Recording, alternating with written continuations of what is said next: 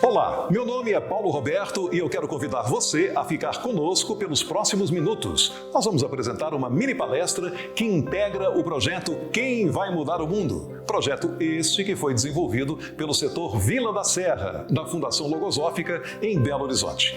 E nesta série, alguns estudiosos e pesquisadores da ciência logosófica apresentam as suas compreensões e compartilham conhecimento. O mundo precisa de mudanças. Como estará o mundo daqui a 20, 50, 100, 200 anos? Estamos satisfeitos com a realidade atual? Existem mais erros ou acertos? E por quê? E afinal, quem vai mudar o mundo? Fiquem agora com Renata Maia. Renata é empresária e também se dedica ao estudo e pesquisa sobre logosofia. Ela desenvolve nesta mini palestra o tema Construindo a Minha Esperança no Futuro. Se ligue aí!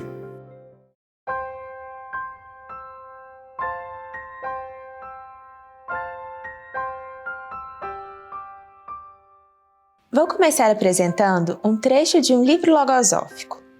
Este trecho foi escrito há mais de 60 anos, mas concordam que poderia descrever o que estamos vivendo hoje em dia no Brasil e no mundo todo?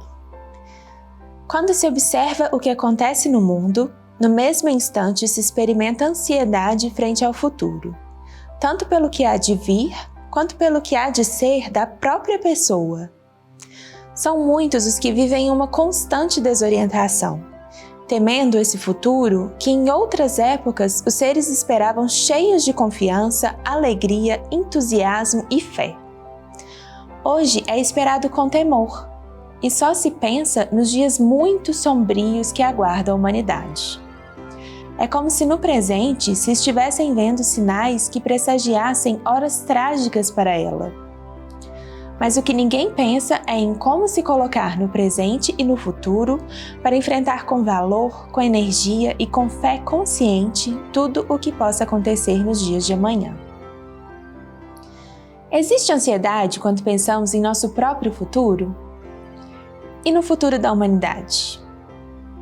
Como me colocar frente às grandes mudanças e incertezas que estamos enfrentando atualmente? Comparado a muitos momentos difíceis, eu diria que a humanidade conseguiu retomar ao rumo de uma relativa paz.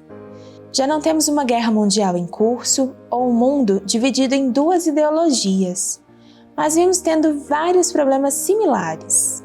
Guerras locais, países divididos entre ideais opostos, corrupção e agora uma pandemia. A impressão que tenho é que estamos vivendo em ciclos, e com isso, a esperança de um futuro melhor fica cada vez mais frágil.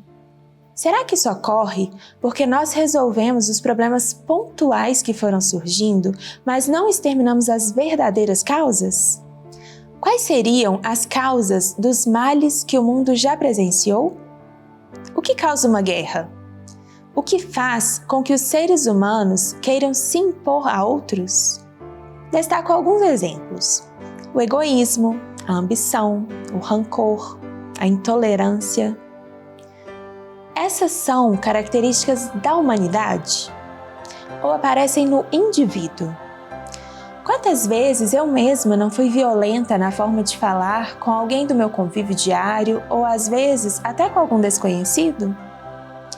No trânsito, minha família costumava dizer que eu me transformo no Sr. Walker, personagem de um episódio do Pateta, que apesar de ser sempre muito cordial, ao entrar no carro, se transforma num ser completamente desequilibrado, impaciente e violento.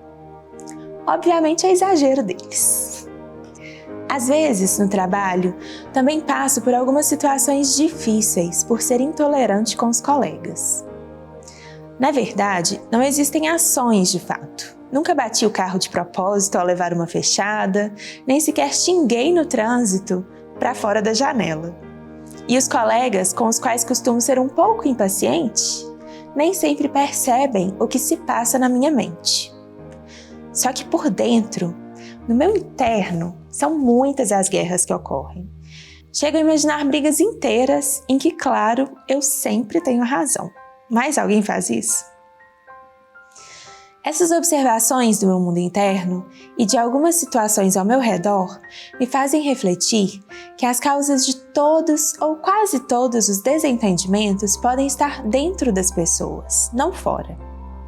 São pensamentos que atormentam o nosso interno, nos tirando toda a serenidade e que, quando fortes o suficiente, nos levam a uma ação que representa a vontade daquele pensamento. E assim, ele se concretiza como mais um erro dentre os vários que a humanidade vem cometendo, levando a consequências que todos nós haveremos de viver ao longo do tempo. Cada dia faz-se mais necessário que o homem confronte os momentos que vive a humanidade com sua própria conduta, a fim de ver se é possível diminuir essa montanha imensa de erros que ameaça esmagar o mundo. Retomando ao tema deste vídeo, diante de quase 8 bilhões de seres humanos, como ter esperança num futuro melhor se isso depende da vontade e da conduta individual de cada um de nós? Você tem essa esperança? No meu caso, eu diria que estou construindo essa esperança. Algo que aprendi com a logosofia é que não se pode resolver grandes problemas rapidamente como gostaríamos. Chegamos aos problemas atuais acumulando erros. Muitas vezes, como disse antes, atuando de acordo com a vontade de pensamentos negativos. Não é possível reverter tudo isso de forma imediata ou apenas exterminando as consequências. É necessário atuar nas causas, e para mim, as causas da maioria dos problemas estão em cada indivíduo. E é justamente com base nisso que eu construo essa esperança. Eu sou capaz de ser mais paciente, tolerante, altruísta. Com esforço, consigo controlar os pensamentos em minha mente.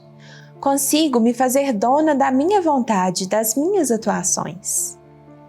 No trânsito, por exemplo, faço o exercício de imaginar em cada carro que me fecha, cada motorista que não dá seta, que para em fila dupla, uma pessoa querida. Meu pai, meu irmão, minha avó. E aquele erro se torna mais brando. A paciência se renova e a violência perde força. Isso porque inseri um sentimento no contexto. Ou então eu penso, que problemas aquele desconhecido pode estar vivendo? Talvez ele esteja em um dia difícil. O mais provável é que seja apenas alguém que não se importa em atrapalhar um pouco o trânsito. Mas isso eu posso mudar? O que eu posso fazer é dar um bom exemplo e não perder a serenidade.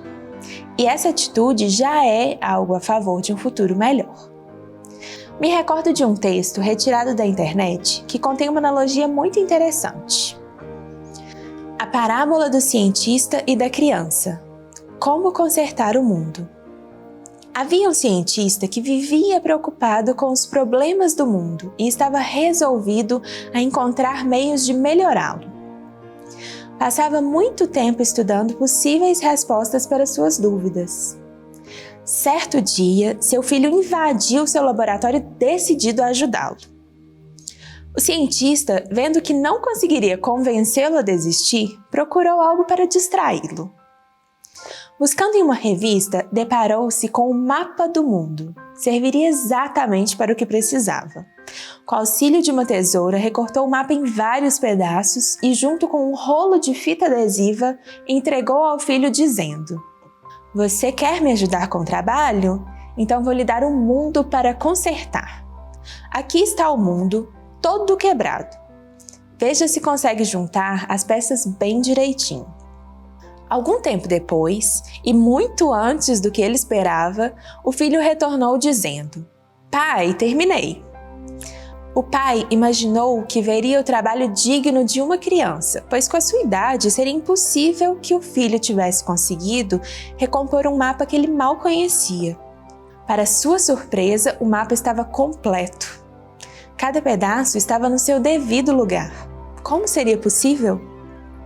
Ele perguntou: "Você não sabia como era o mundo, meu filho. Como conseguiu?" "Pai, eu não sabia como era o mundo, mas quando você tirou o papel da revista para recortar, eu vi que do outro lado havia a figura de um homem. Quando você me deu um mundo para consertar, eu tentei, mas não consegui.